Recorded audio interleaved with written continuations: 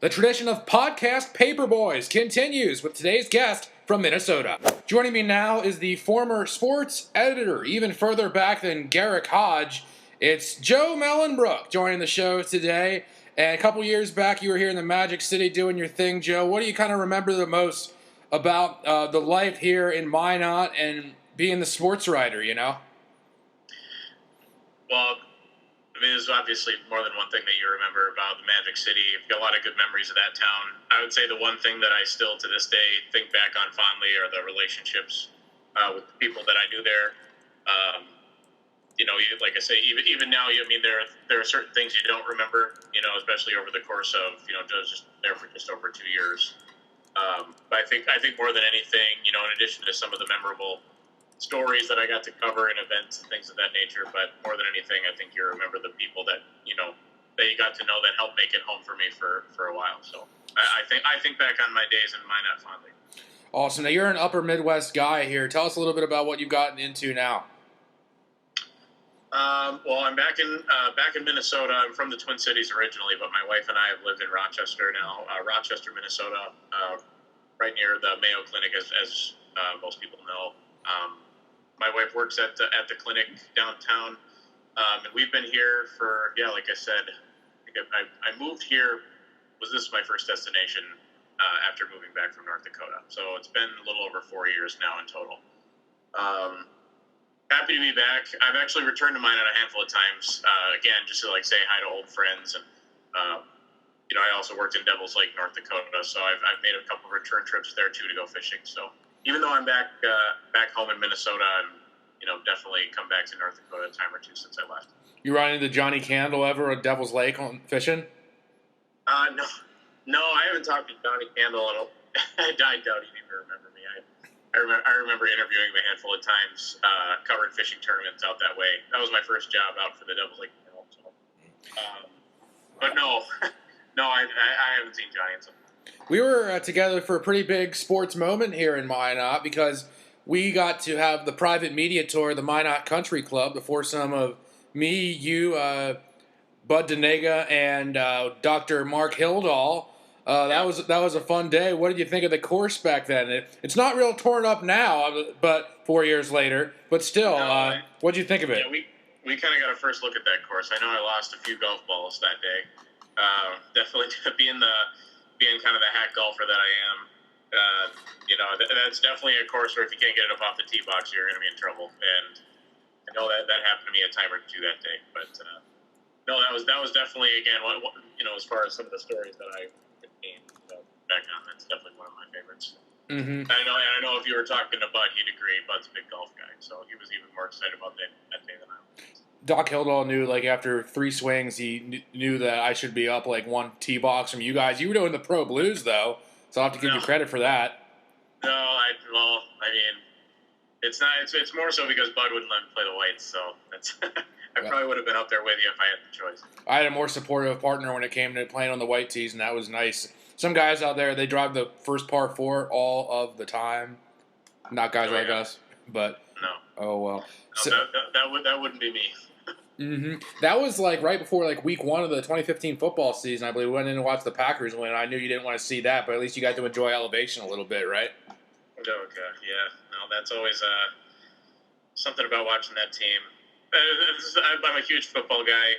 I really do at times wish that I wasn't so emotionally invested in it because Lord knows I ride the highs nice and high, but I've experienced a few lows in my time as a football fan, and you get over it always, but no,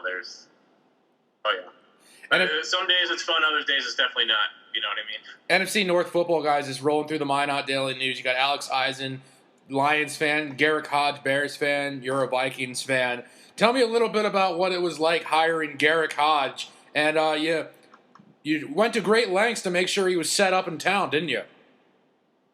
Well, I don't remember exactly. I know I helped transition Garrick into Minot, and as much as I could, try to give him a lay of the land before I left. But no, certainly one of the first things we talked about are our own sports affiliations, and so him being from Chicago, obviously a few rivalries there as far as my teams across the sports that I have with the Chicago team. So No, I still talk to Garrick from time to time, mostly about if my team's Twins are doing poorly or if Twins are losing to the White Sox, I'm liable to get a text from Garrick, and anytime that's happening, and he knows that the opposite is true also. So. Yeah, but the Twins are exactly where the White Sox want to be. All the hype of the White Sox, and the Twins are the ones doing it, huh? Well, and I've heard from Garrick that the White Sox are apparently got this good young core, and just give it another couple of years. But he's been saying that for a while, so we'll see if these prospects are to pan out. I know they just splashed some money in free agency, so I think if there's any team that's going to give the Twins a challenge once they come back to start playing baseball, it might be the White Sox. I don't really see anyone at this moment in time. I don't think anyone's close to the Twins, though. I'm happy about that. And we just need to get them back on the field. And you don't have to give Garrick too much credit because I still have to send him money for our joint MLB TV account, and they're not even playing games yet. So there's always that. So Minnesota sports fan guy, there's been the best of times, maybe several more worst of times. Tell us a little bit about the perspective that you had on both sides cheering for all your Minnesota teams. Oh, man. I don't know how much time you have. Got all night. Well, to me, I break it up into two groups. There's the Vikings and there's everyone else, because the Vikings, I almost kind of have to I almost kind of have to be a fan of them in like a different compartment of my brain, just because there's the Vikings affect my emotions more so than any other team. I mean, I'm crushed when the Wild lose a playoff series. I mean, that's something that Garrick likes to remind me of from time to time. How often the Blackhawks were the ones to bounce. They're so lucky to be in the playoffs this year, the Blackhawks. Oh, I know. So yeah, they snuck them in there. Surprise. But the Twins, at least, I was technically alive. I was 10 months old when the Twins won in '91. I mean, so at least I could point. I haven't seen and appreciated a Twins championship, but at least I could point to the Twins, and say we've got a couple trophies in the cabinet. But the Vikings, I don't know. One of these days, I keep telling myself I just want to see them win it one time before I'm dead. So you would think, in theory, I've got some time there, but I'm sure that there were people rationalizing those Super Bowl losses back in the '70s in the same way, like, they just lost their fourth in a row. One of these times they're going to get it. And so for those people, 40-plus years later, they're still in the same room. A great bridge. I hope that's not me. A great bridge from Coach Bud Grant in the '70s to now. I remember when he was out there in the playoff game, and it was frigid cold at the Gophers Stadium when U.S. Bank was getting built. But he was out there in his purple golf T-shirt that I like to wear in Las Vegas, like when it's 100, and he's like 10 below and just hanging out with the boys, Yeah. And it kind of runs together because I was curious about where you were when Blair Walsh missed that kick. Oh man, I remember it. Thanks for bringing that up. It's great. This is just going right down memory. We went over the material. Amazing moments. No, I remember exactly where I was. I was watching it alone. I had a little one-bedroom apartment that I was staying at. Watching the game alone. Usually, most of the time for a Vikings playoff game, unless it's obviously if it's a Super Bowl or even a championship game, I'll probably try and watch that with people. But more often than not, I like to watch the Vikings alone. Just because I'm so focused on the game, and any noise distracting me from the game can get frustrating. And, so I was, I just happened to be. I was obviously on a Sunday, and it was an ugly game. And when Kyle Rudolph caught the pass, I think it was inside the 15 to set him up for what I knew was going to be a chip shot. I still at that moment. It was funny. I was just getting ready to go to the YMCA right after. So win or lose, I had my bag packed, my jacket over here, shoes on, literally ready, and remote in hand, ready to turn the TV off. Rage workout. And so I'm just like, because I'm stressed. I'm regardless whether win or lose, I'm completely anxious, stressed out. And I remember thinking, I'm never one of those guys to say I can't watch. I have to watch. But even in that moment, I was just looking down at the floor, and I'm thinking, he's going to miss it. And I'm listening to, I can't remember who was calling the game for Fox, but I was. Oh, it was Al Michaels. It was the NBC game of Wild Card Weekend. Was it? Yeah. You know what? You're right. I was listening to the commentary, and I'm looking down at the ground, and I'm thinking, I'm not going to watch this. And literally, as soon as I heard the ball, Al Michaels said, snap spot. As soon as I knew the ball was in play, I just looked right up. And as soon as I saw it set left, I just kind of chuckled once, turned the TV off, and walked out.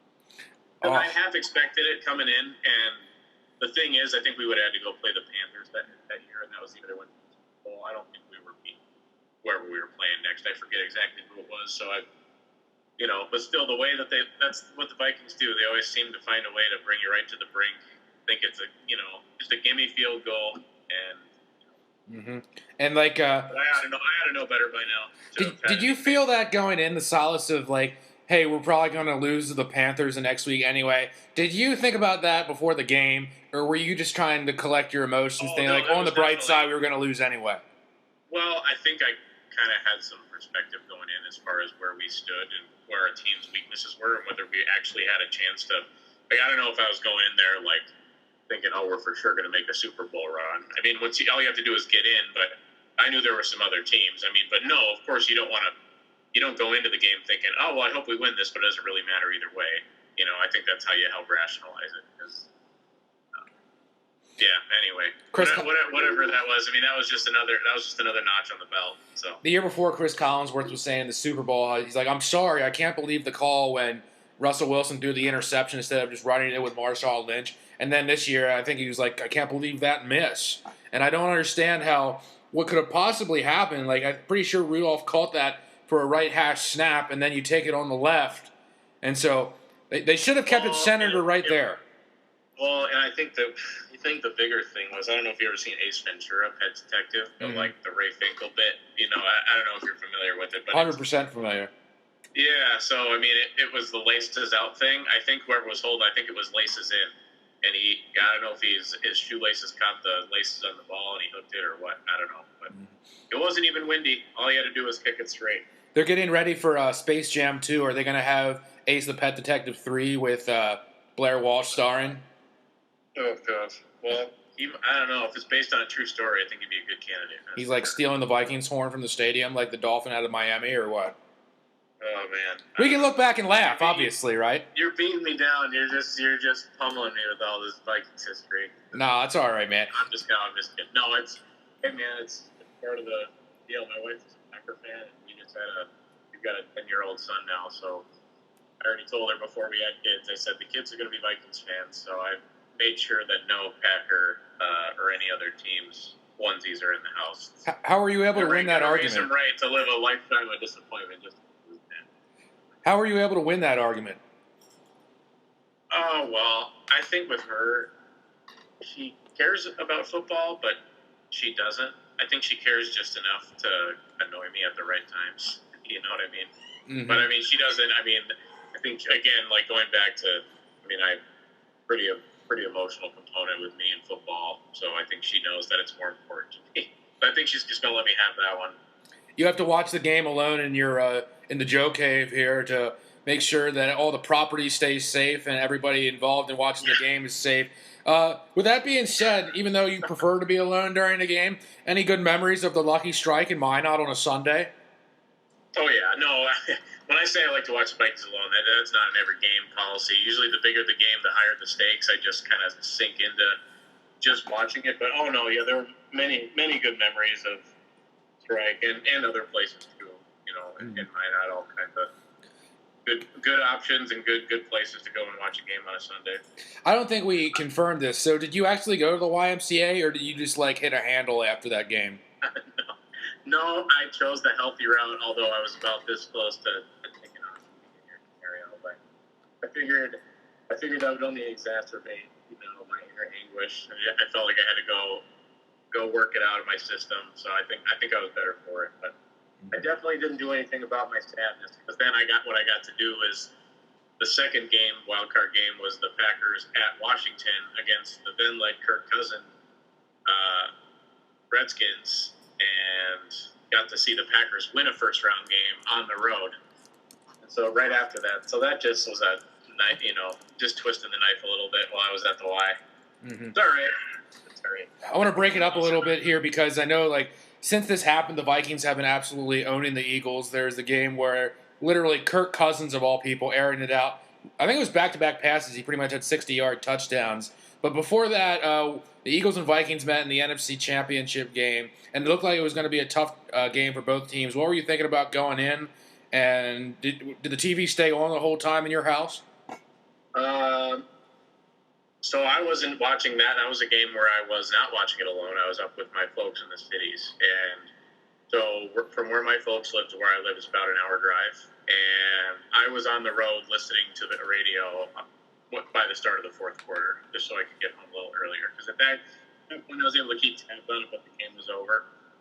And yeah, man, I don't know, with the way that the week before shook out with that crazy touchdown against the Saints, and the fact that the Super Bowl was back here in Minneapolis, it kind of felt like destiny. And then the way that game started, too, I think it was like a quick 3-and-out for the Eagles, and the Vikings spin around at like a 10-play touchdown drive. And after that touchdown, after you guys had already gone 3-and-out, that's when I started thinking, like, we're going to the Super Bowl. And then it was just like, that was the last good moment of the game. Well, they even had the Eagles, I think, pretty close to 3-and-out the drive after that. But then the Eagles had the pick six. And then it all went to you-know-where. The pick six is what turned it on his head, because that only tied the game at that point. So you think you get a lid on it, come back on offense, but by then it was, I think we went 3-0 the next drive, and then Foles hit a big touchdown to Alshon, and then it was just, then you get the crowd behind the home team, and yeah, that was an ugly spiral. I was definitely glad to see them beat the Eagles last year, although it didn't. Couple times. What was the name of the guy? Wasn't there a guy on your team that like pumped up Cousins about how? Oh yeah, it was like some defensive lineman that got cut. He was like a former Redskin. He got cut like 2 hours after the game. Yeah, it was like Zach Brown or something. Yeah, that sounds right. Yeah. I don't know if he's playing for anyone now, but yeah, that was one of Cousins' better games. See, Cousins.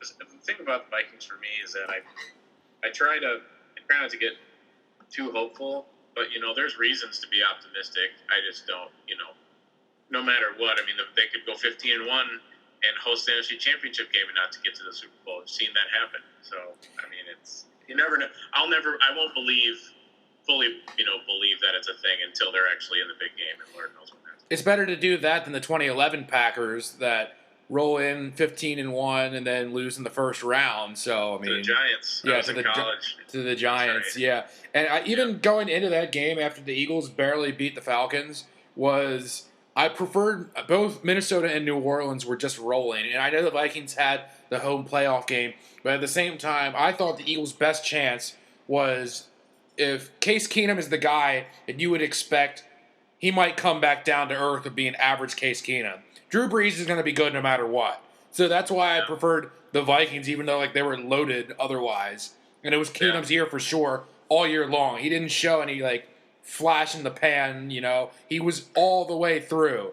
But I mean, I was still hanging on to that. But one thing that was a crazy year. I'm not going to get any of your sympathy, but I know that one thing that irked me was, again, the Eagles were the number one seed. I know they had their backup quarterback. They were underdogs all the way through, and the underdog flavor of that week was, boy, can't wait to just send the Vikings back home. I mean, they still had to play the game, and then that happens. I mean, I was a little happy to, put that to rest, but I mean, I know it has to hurt you guys. So appreciate you not hanging up on the program here, Joe.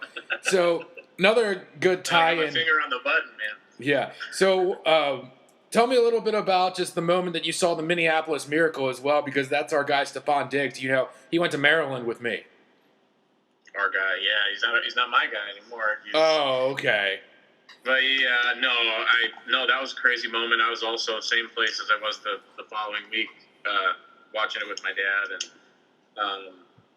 that was about I would say the fastest emotional turn literally I've ever experienced, as far as just to go from just utter dejection to just indescribable happiness. Yeah, because what was it, 10 seconds to go, I was slumped back on the couch, again, fully ready to, as soon as, if that pass had fallen incomplete or whatever and the Saints win, fully prepared to walk up, go to my car and drive home, because I was at my folks' place. And, to go from that, I mean, I fell off the couch when I saw it, because my first instinct was step out of bounds, but once he took 2 steps forward, I realized there was no one behind him, because was it Marcus Williams when he came in and he missed him? I'm like, he's the safety, he was the last man line of defense, and that was crazy, man.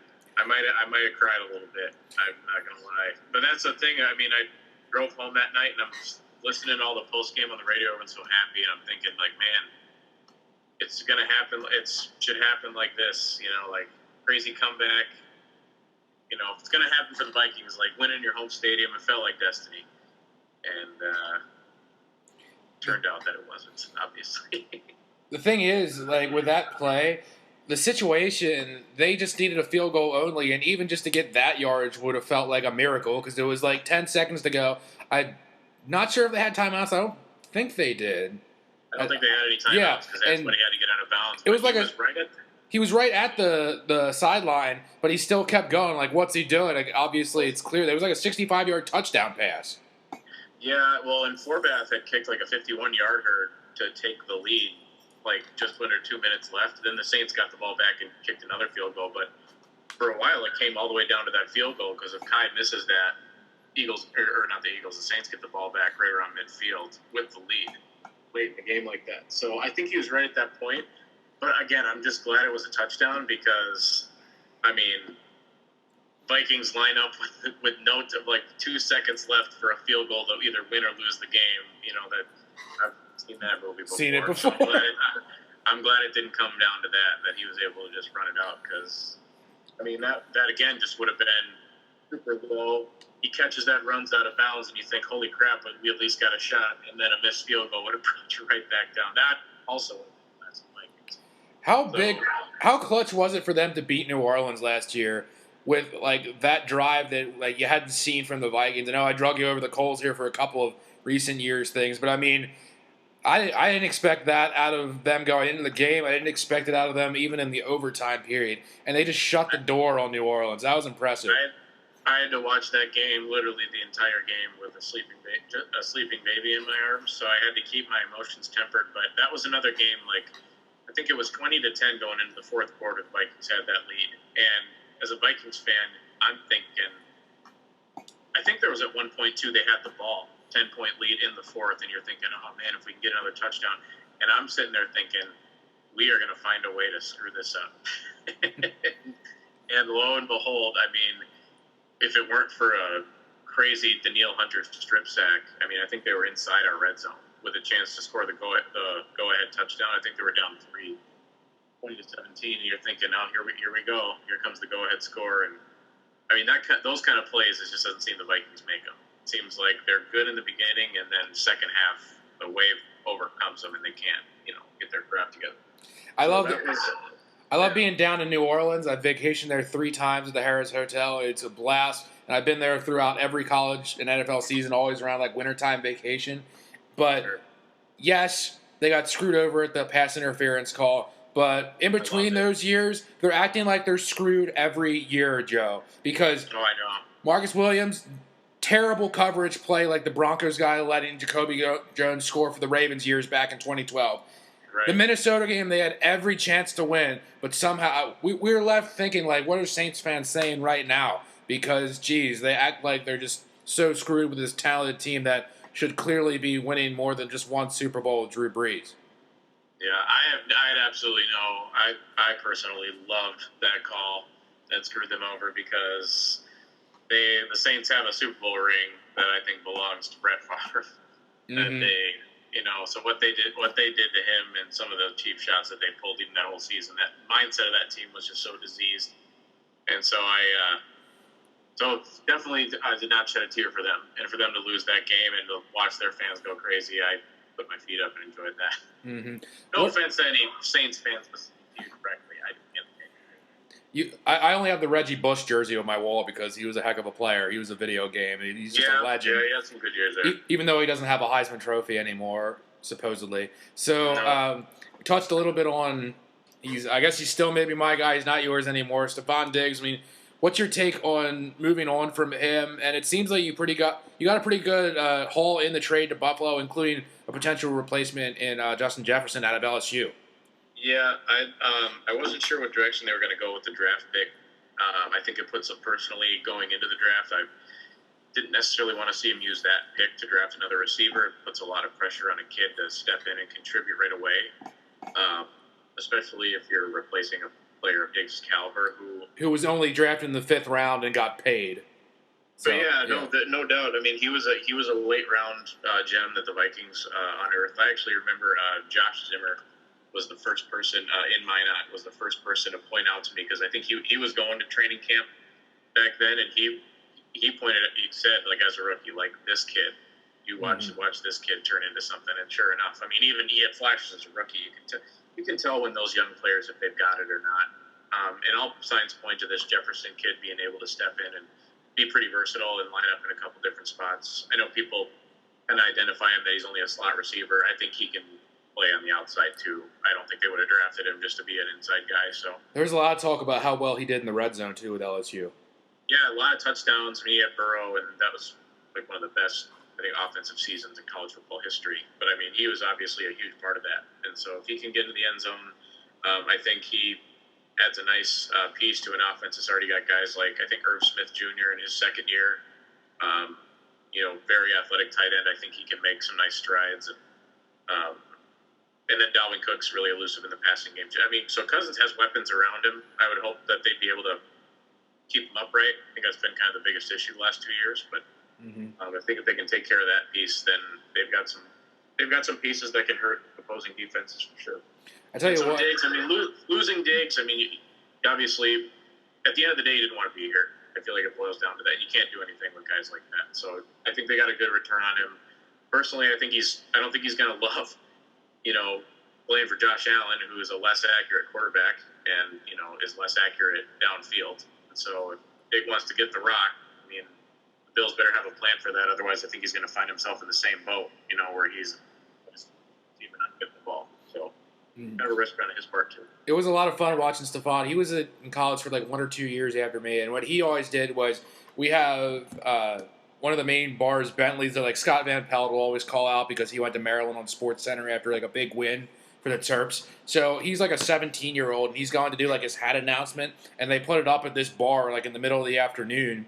And we were joking, like he had his hats and he had all his visit pictures of trying on Maryland stuff, Ohio State, Auburn too. And so he has these hats, and he grew up like just outside of College Park. So stone's throw for him. It made sense whether to go to Good Counsel Gym for that or somewhere in College Park. But we were joking around about, could you imagine the stones on this kid if he would just go into College Park and say, I'm happy, very happy to go to the Ohio State University, and just complete heel turn.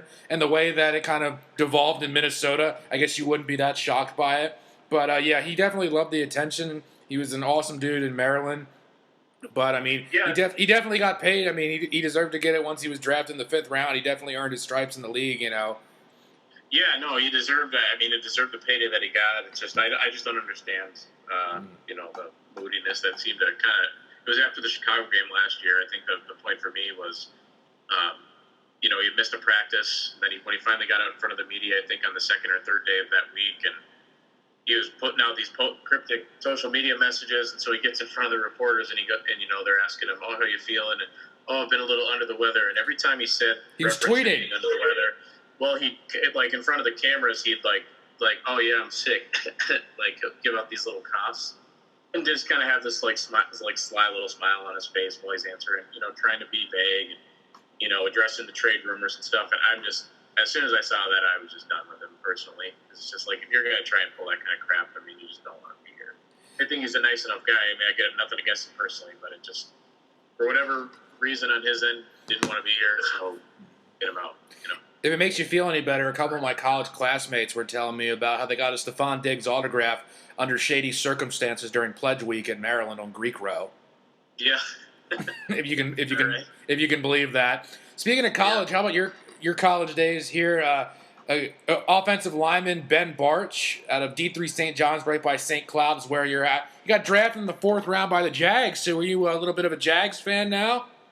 Yeah, I was actually just looking online. I might have to get like a shirt, like a jersey or like a T-shirt with his name on it or something, just to represent. I don't have any other non-Vikings NFL gear, but this might have to be my first, because it's not every day you see. It does happen from time to time. These D3 guys get drafted, but out of Minnesota, I think it was the first player drafted out of this conference in quite a while, over 15 years. So it's 4th round. I mean, shoot, we were just talking about Diggs going in the 5th. Yeah, right. He started. I guess he started as a tight end. He came in as a freshman, just over 205 pounds, and put on a ton of weight. Really good technically. I think he played tackle in college. I think the plan is to kick him inside to guard maybe, but I mean they drafted him for a reason. I imagine he's going to have an opportunity to play or at least be in a prominent backup role. So it'll be cool. I mean, St. John's has had a good team the last few years, and so he was a standout on that team that went to the national semis. So he's a wish him the best. Definitely going to be following him. You were saying he might get kicked all the way inside to guard, but it sounds like, imagine if he's like the next Jason Peters. He goes undrafted tight end out of Arkansas, beefs up, and he's a Hall of Fame left tackle. Saw plenty of him. It could be. I mean, I know that it's funny. He kind of emerged as a draft prospect at the Senior Bowl. He's stepping up, and he's one-on-one in for the practices against these, D1 level pass rushers that are, slated to get drafted. He gave a pretty good accounting of himself, good showing. And from there, it just kind of the hype grew. I think he gave a pretty decent performance at the combine, and just funny to see like Mel Kiper, give draft analysis on SportsCenter about him in the build-up to the draft. I know, so some of these national analysts even are pretty high on him as a prospect. So again, that's just not something you see. You probably more so. Obviously, see, with your D1 background, you'll see a guy come out here and there that you'll follow in the league. And from St. John's or any D3 school, you kind of have to savor those moments when they happen. So I hope he, has a long, fruitful career.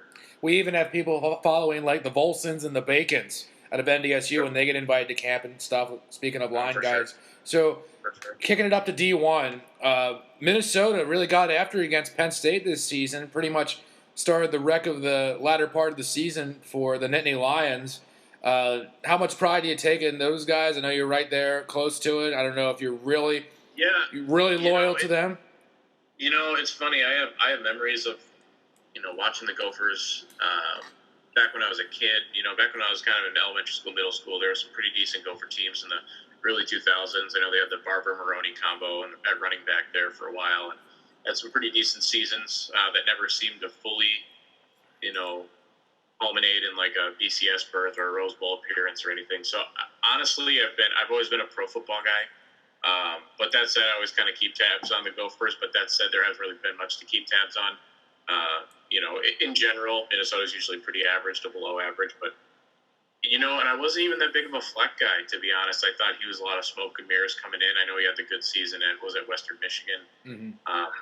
But kind of unproven, and these rah guys, I don't know.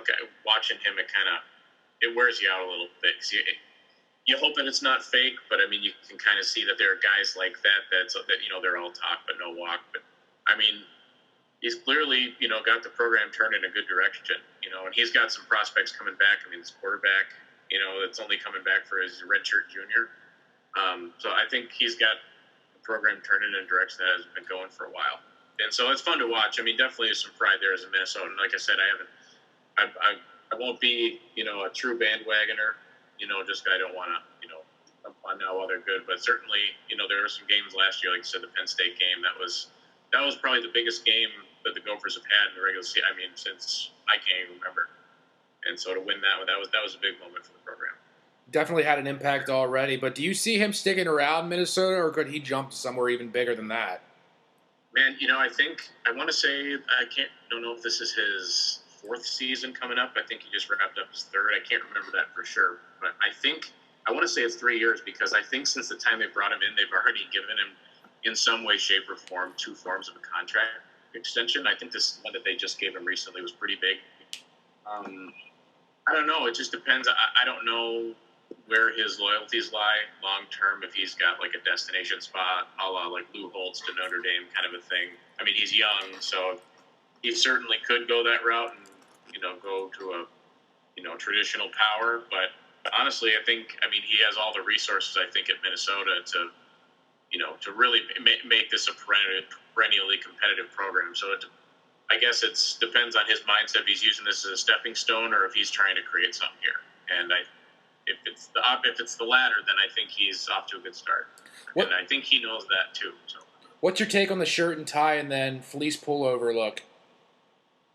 I like it. I think it's classy. I think it's kind of funny, again, because some of his like antics and stuff just make me laugh. It's just funny to see him dressed up like that in the tie and his, skinny jeans, and he's standing in front of the, in front of the team at the tunnel, and then he's the one running out in front of the pack. I just know that he loves that. You know what I mean? Like all the, crowd full of screaming fans, and he's the one that's leading them out. Again, I don't know him personally, but I'm not surprised that he would do something like that because I'm sure he strikes me as a guy who likes the cameras on, regardless of what his intentions are. I'm sure he means well, and I'm sure his whole shtick is just who he is.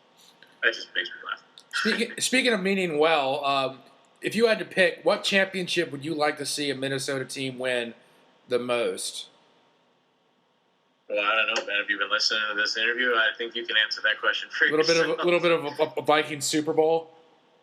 Man, yeah. Are they the closest to it? Do you believe? I mean, the Twins had a huge year last year. Yeah, well, that's the thing. You kind of have to take all that into account because I would say probably the Twins are a little closer, but even then, the Twins and the Vikings are probably a toss-up because both teams also have weaknesses. So I wouldn't say one is far and away the best. I think the Twins are going to become like full World Series caliber. They're probably going to need to bolster their pitching a bit more. They'll hold down their division better than the Vikings would. Yeah, less competition in the division for sure for the Twins.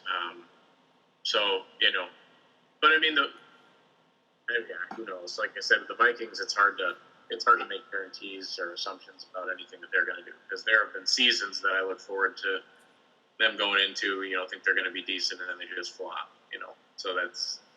But I mean, also all signs point to both teams being very competitive.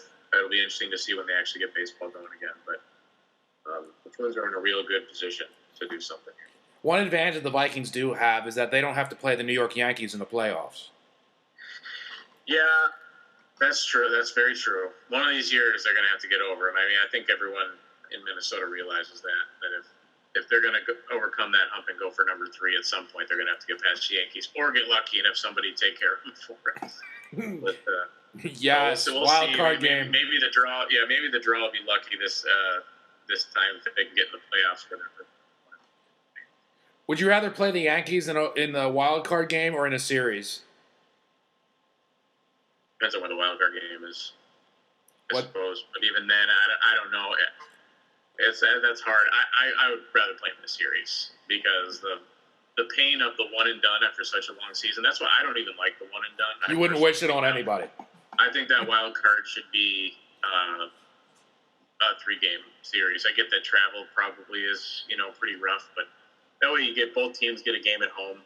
You're the better team and you wrap it up in 2, then you move on. But after a 162-game season, for it all to come down to 1 game, I don't really like that idea. And I know they're talking about further messing with the playoff system and getting more teams in. Personally, that kind of stuff gets old to me after a while. So I'm not even going to touch like the 24 team NHL playoff picture with you. Talking a little bit about travel. On a different note, is we've all been locked down for a little while because of the coronavirus situation, and one of the first sports back has been soccer in Europe and Premier League getting ready in the middle of June coming up. How excited are you to get that game back and cheer on Liverpool again? I'm excited. I know everyone else in Minot is excited because Minot is a huge soccer town. Liverpool hotbed. I just talked to Chris Clemens, the new coach, the other day, okay? Yeah. I had fond memories. I knew some of the former assistant soccer coaches at Minot State very well, and they had their Premier League affiliation. So that was glad that I could I have somebody there in town in person that had as much passion for it as I do. No, yeah, that's all coming back, and I think in general, you'll start to see, more. I'd be surprised unless baseball. I know they're kind of working out a deal between the owners and the players right now. But if that's sorted out, I wouldn't be surprised to see baseball in July. Like you mentioned, the hockey's got some form of a complicated playoff system drawn up. But I mean, I think everyone's kind of dialing up what it's going to look like when everyone comes back. So, Lord knows I'm excited for it because it's all this time without sports, it gets old after a while. I don't think a documentary has ever gotten as much national press as The Last Dance did. I think it still would have been popular before, but man, that became a national event. Yeah, cultural event and all that stuff. Lance was good too. by the way. So I did. That was it was almost hard to watch. You know, in my watching him because I mean he hasn't learned. He hasn't learned, and I mean that ego. It's just some of the things he says. Even just watching him speak and his mannerisms, you kind of listen to. You can kind of visualize him thinking about what he's going to say next, and I'm just like he's just so calculated, and so so that one was interesting because I've seen those kind of interviews before when they're trying to sit on their next thought and stuff as you're waiting there with your recorder. Well, he says what was it? The part 2 of this last Sunday, right at the beginning, is the interviewer goes, God, what was it? Do you feel the need to be relevant again? Do you have a desire to be relevant in society again? He kind of pauses and gives this inquisitive look, like he's thinking of something, and he goes, "This is going to sound awful, but I am relevant." And then he just kind of sits there quietly and lets that hang out in the air. And I'm thinking, I don't know, this is just stuff like that. Man, you are an interesting cat. Well, yeah, I mean, that was the 8th time that he said, okay, this answer's going to sound bad, but here's how I feel. And he comes off as a complete jerk, for sure. And that closing soccer segment, and as we wrap everything up here, is brought to you by the Glazer family, because I know we got a lot of good soccer talk. And, yeah, Joe, I just can't wait, like you said, just to have the sports back here. And just we're having some good holdover with the Docs, man. But hopefully we're getting closer to normal life, right? Yeah, for sure. I think once the sports start to come back even more, I think I think they've already kind of started to step in, or at least attempting to step back into a sense of normalcy. And as we get more and more sports on the TV, I think that'll only, add to that. Start making people feel a little bit better. All right, out there by the cities, appreciate you coming on, Joe, and just stay well, man. Until next time. Thanks, Ben. Appreciate it. Thanks for having me on.